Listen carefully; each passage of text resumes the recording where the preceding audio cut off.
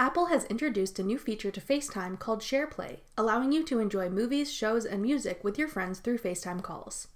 I'm Jessica from TechBoomers.com, and in this video, I'll be showing you how to use SharePlay on FaceTime. Now let's get started. To use SharePlay, all participants must have their iOS devices updated to iOS 15.1 or newer. To begin, first start a FaceTime call as you normally would. Then go to your home screen and open a streaming app that is supported by SharePlay, such as Apple Music, Apple TV, Hulu, Spotify, TikTok, Twitch, and more. Begin streaming the show, movie, or music you want to share.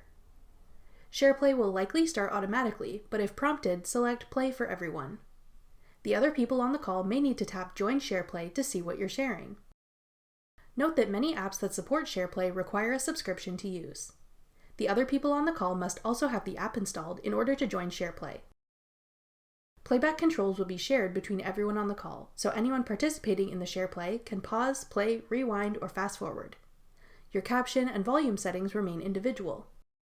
One of the best parts about SharePlay is that it also supports picture-in-picture mode, so you can swipe the window into a corner to continue using your device for other purposes while staying on your FaceTime call and continuing to watch and listen to your SharePlay media.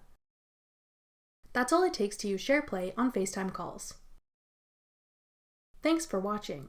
If you found this video helpful, we'd love it if you'd hit the thumbs up button below and subscribe to our channel.